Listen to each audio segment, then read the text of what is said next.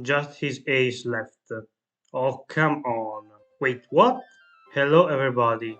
First things first. Sorry if this video is even less energetic than usual. I'm still recovering from the virus.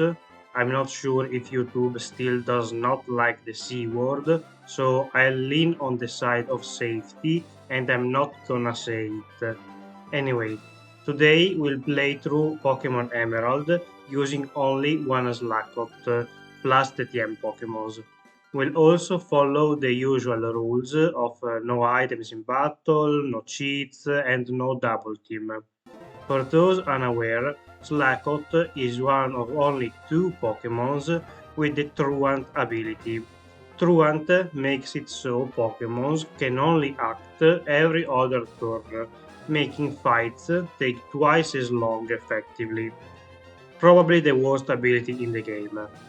Since I'm a method actor, I was very lazy this playthrough and accepted the first half decent nature I found.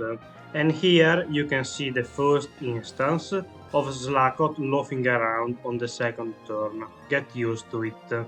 After a few level ups, I decided to take on May and used Yawn to put Torchic to sleep, so I had the time to slowly defeat it with a few scratches.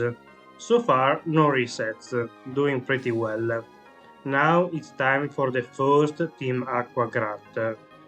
While usually he is not that big of a deal, this time he could have enough turns to ruin me with Sand Attack.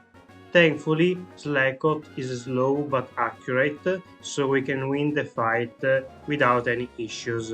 For Roxanne, I grinded as usual to level 20. Since Dark is considered special in this generation, we can use a feint attack that we learned at level 19 to hit her Pokémons on their frail special defense, making the fight much more doable than what it would have been with Scratch. Against the Easter Island head, I used Yawn, but I quickly realized that more than half of his sleep turns I spent loafing around, making the sleep almost useless.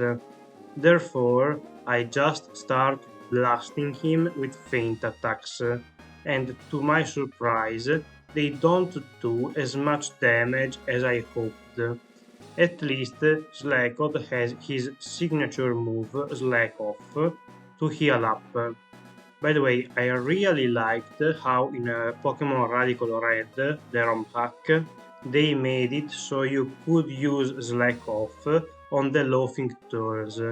It was actually fun to use Slacking in that game, and he was pretty good. Getting back to the game that we are playing now, with a couple more feint attacks, I can finally take out the nose pass and pass the chim fight. It was long, but not that hard. I expected much worse. Next up, of course, we have to rescue the best bird, Pico, and this time the Pucciena gets one-shotted. After he leaves, we can return the Pokemon and be on our way to face the optional May fight. Her team of two might seem easy at first, but it turns out that looks are deceiving because Torchic does a massive damage with Ember and could have defeated me with a crit. I skipped Brawly because fighting type, and in Slateport we have to fend off the two thieving goons. I have to use Scratch on them and take the rough skin damage because Dark is resisted.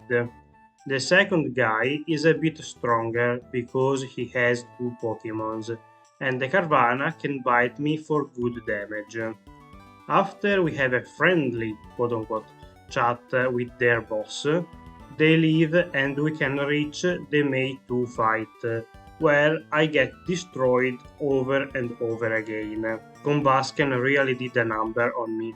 So I took some time to grind and came back at level 30. From the earlier fights, I know that Combusken will use Ember if I don't use Amnesia. It seems to do less damage, so I chose that route. Once her ace is down, the Lombre can't take me out thanks to the recovery from slakoth. So in a few more turns I can finish her too and win the match. I attempted Wattson one time at level 35 and got absolutely destroyed. I retried at level 40 and the story is exactly the same. I came back once more at level 43, this time armed with flail. It was still a hard fight, but I did not have that many other options. The main alternative would be to teach Slakoth Rock Smash to deal with the Magneton, but I did not want to get stuck with one dead move slot for almost half the run. So I took the time to set up Amnesia against the Electric, so Shockwave does no damage, but Sonic Boom still hurts. After a little while, I use a flail at 29 HP, and that's enough to take care of the Magneton. I risked it against the Manectric and got the Biscuit, aka the badge. We also got the Shockwave TM, but since slakoth has low special stats, I will not use the special moves. During the cosplay meetup at Meter 4 Caves, we become aware of Max's plan, so we climb the volcano to stop him, but he takes us out in an unfortunate sequence of events. Just a casual 0.6% for that to happen. The second attempt is a bit smoother. Of course, the Intimidate stops us from one-shotting anything, and the Mightyena, by some miracle, does not hit himself. He also throws some sand in our eyes. At least we can blow up the Zubat, but the camera is too tanky, unless we get a crit. Since he is unable to recreate Pompeii, Maxi runs away, and we can get burnt to a crisp by Flannery multiple times. So it's time to activate Plan B. It consists in running away and beating up Brawly to boost morale. Well, that's part of the plan. Even if we have a type disadvantage, since we are triple his levels, they don't really stand a chance. Even the tanky Makuhita goes down, and he gives us his badge, and most importantly, the bulk up TM. Now we can get our revenge on Flannery. I spent a bunch of turns against her lead Numel, setting up boot Amnesia to take much less damage from the overhits, and bulk up to boot resist the body slams and magnitudes, as well as boost my damage with secret power. As I mentioned earlier, slakoth is an invaluable move that allows us to set up so much. We would be kinda screwed without it. At this point, the only danger is crits, but those would never happen, right? Well, a magnitude crits us, dealing good damage, but we still have lots of HP left, so I'm not very worried about them. And then I get crit again. It really doesn't matter though, the next minute is fully dedicated to setting up and healing when needed, so you might as well grab some snacks, or take a bathroom break, or play a match of Fortnite on your phone, or whatever else you do to pass time. I guess you could skip ahead in the video, but would you look at that? The minute just passed, and now we are ready to go on the offensive. Now that they are fully set up, we are almost unstoppable, and can definitely take out everything in one secret power. Maybe I should have used a cherry berry to prevent paralysis from a body slam, but Torkoal goes for overhit, so I can finally finish the fight and earn this badge. So after Flannery is defeated, the next gym that we have to take on is the normal type 1, headed by our dad Norman. I immediately took out the Spinda because I don't want to get confused. Then the slaking came out, and here the Benny Hill music can start playing because I have no idea what his plan is. First, it uses counter a few times, but it does not work. Then it uses facade, but it does little damage. So it switches to yawn, but like for me, that's not very effective because laughing. So we are in a bit of a stalemate, not wanting to make the video 20 hours long. I decided that was enough setting up and I took him out as soon as I woke up and didn't have to loaf around. The rest of his team is mildly intimidating because of crits, but they decided to do nothing, so I can defeat them, and with that, another gym falls. Unfortunately, the Passade TM is not that interesting for slakoth. Having a status on you is so much worse when you skip half of your turns. After we get the Surf TM and clear the Weather Institute, we can face May once again. This time, the fight against her is so much easier. I wanted to take out the Pelipper because she could confuse me with Supersonic and that would be very annoying. But I realized that will not be so easy because it can protect every turn I can attack. So I started to set up and hope for the best. And of course, she confuses me in the meantime, making the fight take even longer. After a while, I think the Pelipper ran out of protects, so I can finish him. Next up is the Combusken, and the confusion really screws me over here, making me hit myself 2 times in a row, which means that she has 4 turns to use bulk up herself. Thankfully, when I snap out of it, I can land one secret power and take it out. Soon after, I can finish the fight proper, and we can reach Winona. I am not so worried about her. I immediately kill the Swablu because it can use a Perish Song to doom me. Therefore, I'm forced to set up against the Tropius. It has the Sunny Day Solar Beam combo, so I have to use Amnesia a couple of times to not get blown away. Once I'm tanky enough, the bulk up setup can start. This phase lasts quite a bit, as you might imagine. Strangely enough, I don't get crit. It shouldn't happen really, it's only a 1 in 16 chance after all, but I'm used to dealing with not great luck. After a while, I finally take out the Tropius and we can move on to the Pelipper. Yep, another one of those.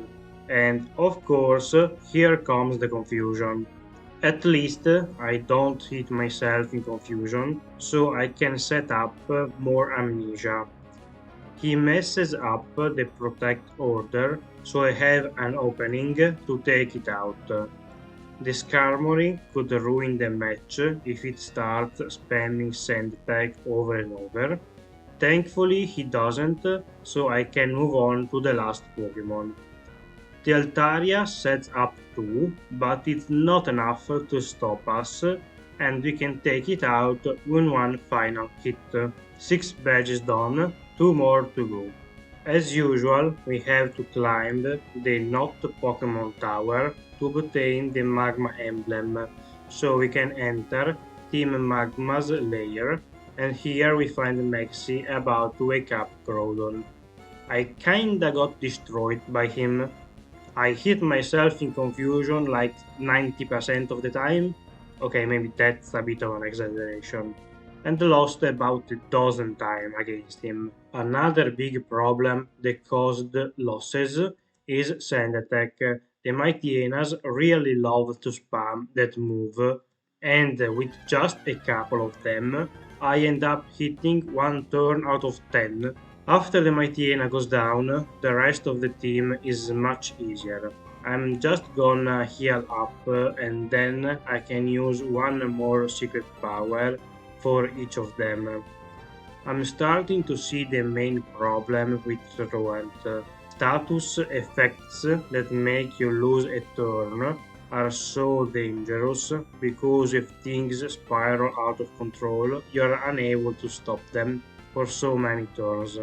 Next, I decided to fight Mold May.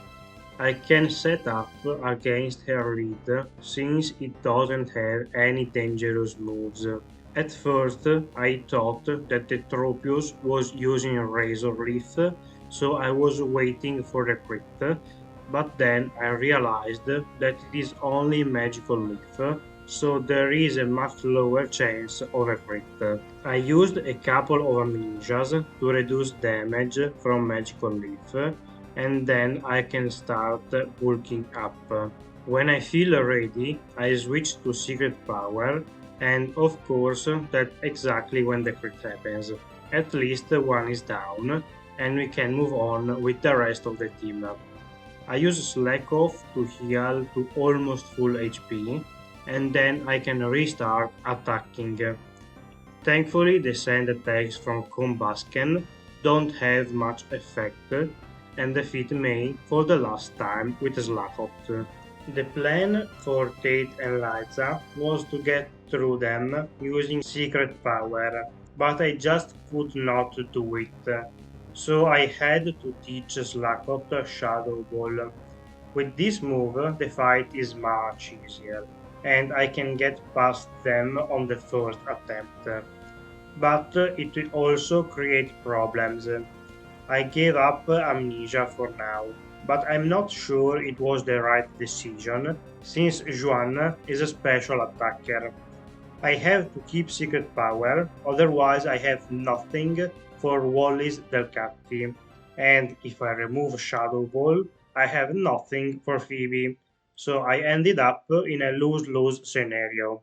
As you can see, even with a super effective move on my arsenal, the fight is still close, and a single crit could have changed the match significantly. Up next, we have to do the double fight with Steven. This one might look grim at first, but the fact that we have a partner whose ability is not as bad as ours actually helps us a lot. Metang can kinda carry us, it does a good amount of damage, and thanks to the screens that it set up, I'm in no risk of dying anytime soon. Even if I do, I can always use slakoth to save myself. I don't really need though, because this time they focus the Metang much more than me, so by the end of the fight, he's almost dead. So far, the run is going about as expected. Slakoth is having a lot of trouble with the stronger trainers, but his decent stats and move pool make the easier fights a breeze. In a couple more turns, we can finally finish this double fight, and we can move on with the main story of the game. After the Team Magma flees the building, and Steven thanks us by giving us the dive TM, the next major fight is against Archie near where Kyogre rests. I used a bulk up to counter Intimidate, but I did not want to set up too much because that could give my Tiena the opportunity to screw me over with confusion and stuff. Thankfully I don't hit myself too much, and the Crobat does some damage before going down. The Sharpedo taunts me for some reason, before dying too. Overall, quite an easy fight. I just lost once to Confusion RNG. Once we defeat him, the usual end of the world sequence starts, where the legendaries are destroying the region with crazy rain or droughts. So we have to do all the stuff in the Cave of Origin and then go to Sky Pillar, etc., until we can get Rayquaza to scold both Kyogre and Groudon, so they decided maybe it's better to go back to sleep. Now it's time to face the last gym leader. Juan turned out to be kinda hard. Since I don't have amnesia, I can't buff my special defense. Therefore, his water and ice moves do a lot of damage to me. I attempted to set up a bit against the Latvisk, but it was so annoying with attrack and possible confusion. Thanks to slakoth's good base attack, it's enough to deal with most of his team. But Kingdra is a problem, because of course it's Kingdra. It freezes me, but I immediately throw out and take it out, and with that stroke of good RNG, we collected all the badges of the Hoenn region. Next up is the fight against Wally in the Victory Road, and once again, the absence of amnesia causes me to lose a few times. Magneton's Thunderbolts do a lot of damage, and it took me out 3 times. On the successful attempt, I used a couple bull caps against the Altaria, but got scared when he boosted too. Took a nap against the Delcatti, because why not? And when I wake up, I take it out. The Magneton comes out and takes out more than half my remaining HP. Thankfully, I am boosted enough to take it out in one hit. When the Gardevoir comes out, things look grim, but he uses Future Sight instead of anything else, so I can just barely squeeze out a victory.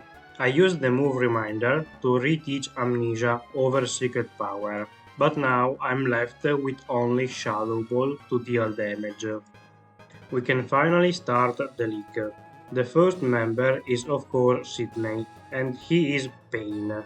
This was one of the most frustrating experiences I have ever had in Pokemon, and I did not one but 2 bite-only runs.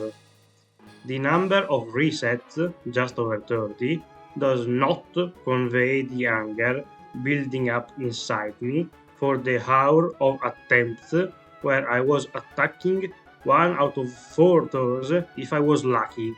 I also sped up the fight in the video, because you probably have better things to do than seeing me miss Shift 3 15 times in a row, and have to heal every few turns.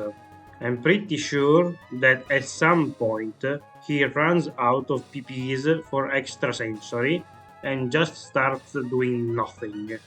All of this is because of the Tate and Liza fight. If I could have fought Sidney with Secret Power, I'm sure he would have been somewhat easy. But instead, we are stuck in limbo. Since he used Torment, I can't even spam the A button, but I have to keep switching between moves, because apparently the loafing turns count. Speaking of more interesting things, I'm working on the second Pixelmon video. It might be ready for next week, but I doubt it, and if the script takes as long as this one, you can expect it in 2020 never. Anyway, after a long time of doing nothing, I can finally land a Shadow Ball. Yay, 3 more to go. Thankfully, Cacturne dies before I can use Leech Seed, but the Kronaast is not so easy. While I miss more Shadow Balls, he starts setting up with Sword Dance. I also have to heal up, otherwise I'm gonna die, and I don't have any intention to redo the Shift 3 fight for the 3rd time. Thankfully, RNG smiles upon me for once, so I can take out the Kronaast and the Absol soon after. Let's hope the rest of the league is not as bad. I lost once against Phoebe, but she is much easier than Sidney. I can set up a bit against her lead, but not too much, otherwise I risk getting cursed. Given the fact that Shadow Ball is super effective, I shouldn't need that many boosts anyway. You have to be careful because Banette can delete all of your PPs with Grudge, and that is totally not the reason for the reset. I also forgot to equip an item. I probably should have given slakoth a citrus berry in case I take too much damage, but fortunately it does not matter, and we can get through the fight easily. Next up is the third Elite Four, Glacia. She turned out to be kinda hard. Even with a cherry berry, I got paralyzed multiple times and then lost. During this attempt, I used amnesia a couple of times so that all of their special moves would do little damage. In the meantime, I kept getting hit by body slams and buffered by hail, chipping down at my health, forcing me to heal up quite often. You can see by the amount of body slams why I kept getting paralyzed over and over. I probably used too many bullcaps, but I wanted to make sure I could one-shot every Pokemon, since I wanted to minimize the risk of freezes from the later moves. Once I decide it's enough boost, I can use the newly taught Return TM to take out the Celio, and at this point we just have to hope for not bad RNG, so no crits, no freezes, and no other BS like that. The second Celio sets up Hail again, which is not the best, but shouldn't cause many problems. I'm forced to heal once again, giving Glalie the opportunity to throw some ice on my face, and by the time I can attack again, my HP is more or less the same as earlier. At last, her ace comes out, and I can finish the fight with one last return. 3 done, 2 more to go. I forgot to switch my item for Drake, but as you will see, that's actually a good thing. I set up against the Sheldon since it likes to use Protect, but it also slows me down with Rock Tomb, which could become a problem later on. For the next minute or so, I boosted with Bullcap and Amnesia. Since the rest of the team is quite powerful, I needed to be ready to face them. Of course, I also need to heal up from time to time, and thank God for slakoth. I can't imagine how annoying this would be with the rest having to wait 5 or 6 turns after every time I use it. Since we are here and have some time left before the action starts, write down in the comments what Pokemon you would like to see me use with restrictions if you want some. I might do your run soon. Anyway, once we are pretty much fully boosted, I can finally start the pseudo sweep. And I say pseudo because it doesn't exactly go as planned. I get crit and then paralyzed, but since I forgot to unequip the berry, it's there to cure me. So I can keep taking names. The Kingdra, for once, is not scummy and just goes for Surf and the boost while I heal up, and then the BS starts with a smoke screen. But I thankfully can ignore it and finish the Seahorse.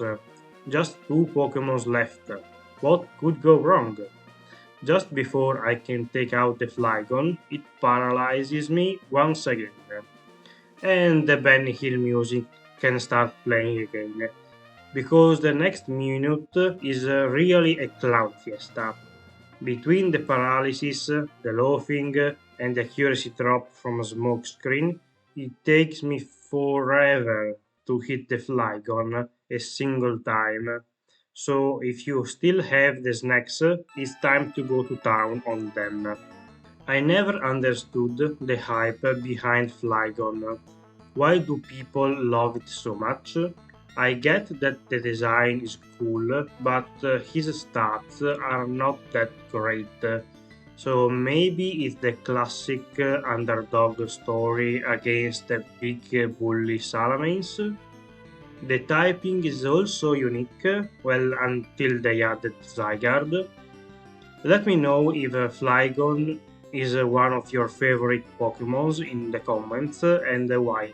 Salamence is more of the same really, just spending a bunch of turns doing nothing.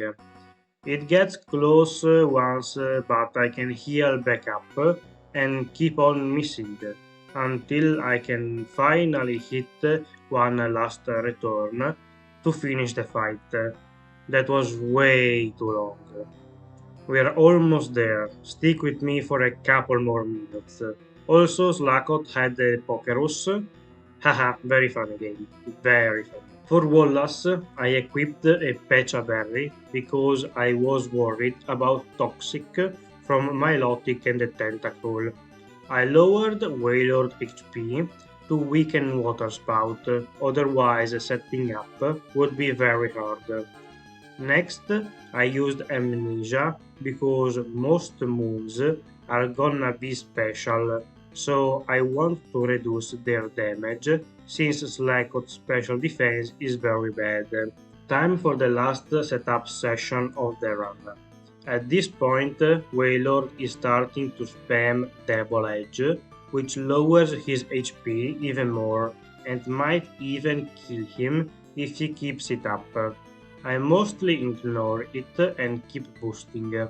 I have to heal a couple of times as usual, but nothing special.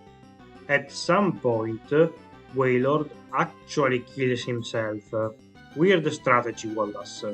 Since Wailord died on my lawful turn, I can immediately take out the Tentacruel next turn. Thankfully, the Ludicolo does not use Leech Seed, but just goes for a random move instead. Whiscash is even worse because it uses Amnesia, and I copy him just because why not? So I guess this is the actual final setup. Sorry for lying earlier. I throw in a couple of bulk ups and heals for good measure. Once again, I might have overset up a little bit. At this point, I just wanted to make sure that nothing could stop me since I'm so close to the price. So after a little bit more time, I can make one last offensive push. After the Whiscash goes down, the Gyarados comes out.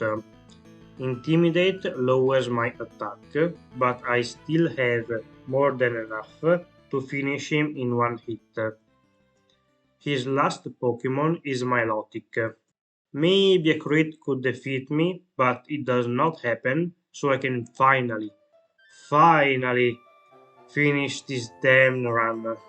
Please don't make me use Slakoth ever again. Thank you for watching, I hope you enjoyed.